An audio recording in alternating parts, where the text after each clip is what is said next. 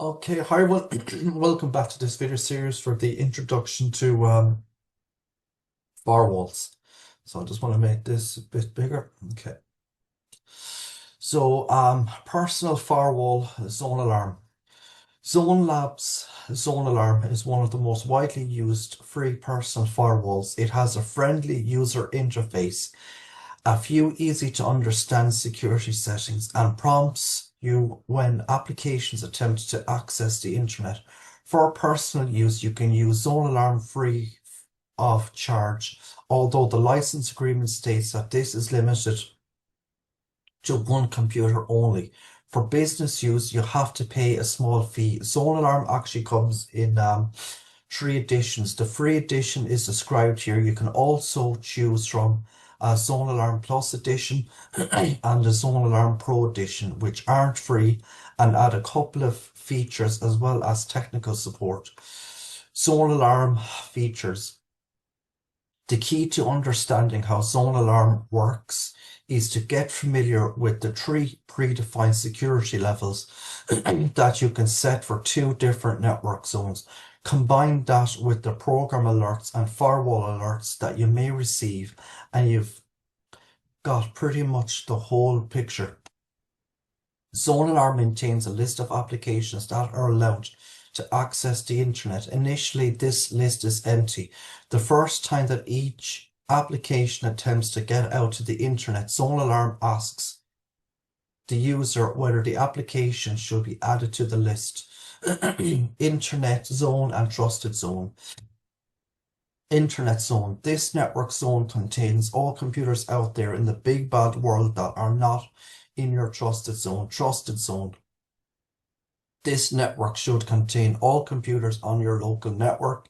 Each zone has its own security level. The default security level is high for the internet zone and medium for the trusted zone. The zones tab on the firewall panel allow you to define which computers are in the trusted zone, as shown in figure 15.1 security levels. ZoneAlarm uses three defined security levels that can be set for the internet zone and the same three predefined security levels for the trusted zone. The definition for the security level is as follows. High. So ZoneAlarm enforces the application list. It blocks all access to Windows services, net bias, and file printer shares. It doesn't reply to ping ICMP echo requests from the internet. Medium. ZoneAlarm enforces the application list, blocks all access to Windows services, net bias, and file and printer shares, but allows replies to ping ICMP echo requests from the internet.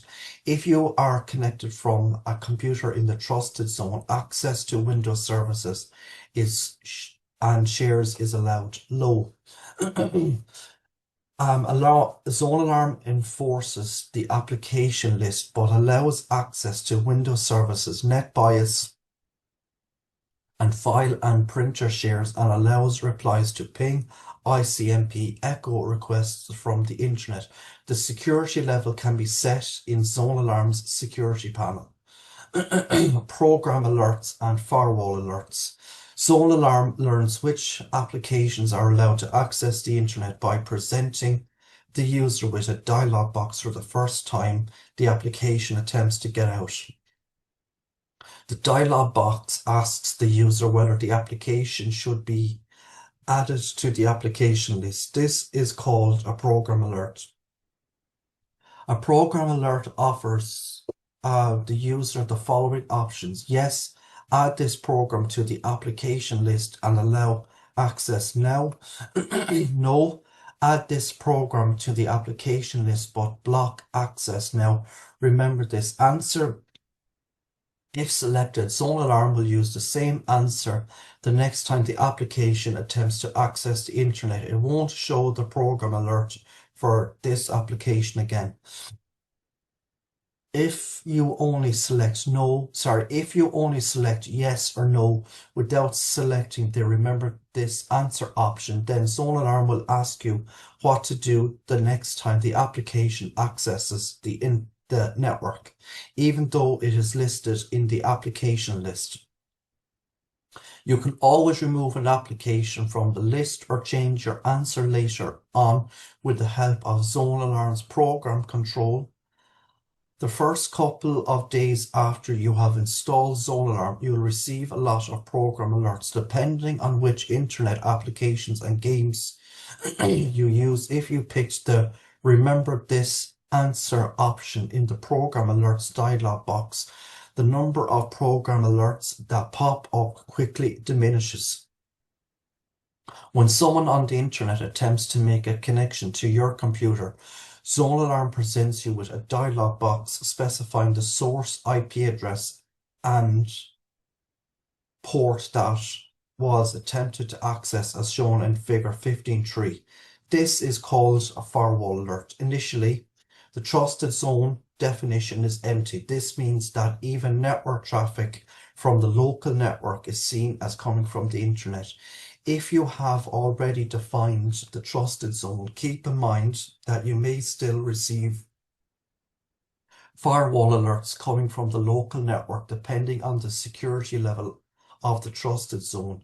When a lot of port scanning from the internet occurs, you can disable the firewall alert dialog boxes in ZoneAlarm's alert and logs panel and only log the alerts to a text file. So you can see here a program alert for MSN Messenger and firewall alert from the internet. Lock option and stop button. ZoneAlarm allows you to set a lock option which automatically blocks all network activity after a specified period of inactivity.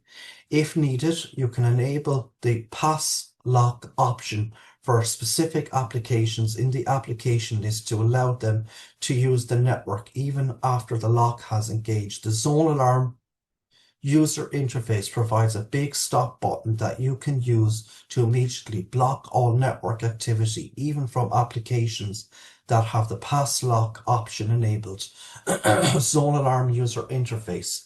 The configuration of ZoneAlarm is done in the ZoneAlarm Control Center. This is one large dialog box consisting of 5 configuration panels, each one decked out with its own set of tabs. By default, a ZoneAlarm icon shows up in the Windows system tray in the lower right hand corner of the screen. Overview. The overview panel shown in figure 15.4 contains 3 tabs. This panel gives you a quick view of the status of ZoneAlarm and allows you to change general preferences. Firewall panel. The firewall panel, as shown in figure 15.5, contains 2 sliders to configure the security level for the internet zone and the trusted zone. As you can see here, the zones tab lets you define which computers or subnets are in the trusted zone. Make sure you don't select the network cards that provide the connection to the internet. Those subnets should not be in the trusted zone. If you leave the definition of the trusted zone empty, ZoneAlarm will effectively only know one zone, the internet zone. The advanced button allows you to configure additional settings to prevent any application from acting as a server and accepting internet connections. The default security level is high for the internet zone and medium for the trusted zone. Program control panel. The program control panel, shown in figure 15.6, lets you configure applications that are on the application list. You can specify per application where the application is allowed to access the network, either in the trusted zone or the internet zone. Can be a server for access from the trusted zone or the internet zone. The settings are allow, block, or ask next time. You can also specify per application whether it should have the pass lock option set. Click on the icons to change the settings. You set the pass lock option in the column sporting the padlock icon. Right-click on an application to remove the application from the list. Alerts and logs panel. The alerts and logs panel shown in figure 15.7 enables you to view recent firewall or program alerts. You can also control how you want to be notified if a firewall alert occurs. The default is both log the alert to a text file and show an alert pop-up window. Email protection panel. The email protection panel, as shown in figure 15.8, lets you enable or disable the mail safe option. When mail safe is enabled, ZoneAlarm will rename email attachments with the file extension VBS, Visual Basic Script. This prevents any inadvertent execution of those attachments. ZoneAlarm calls this quarantining the attachment. So you can see here, figure 15.7, alerts and log panel, figure 15.8, email protection panel, ZoneAlarm installation. The installation of ZoneAlarm is straightforward. If you download free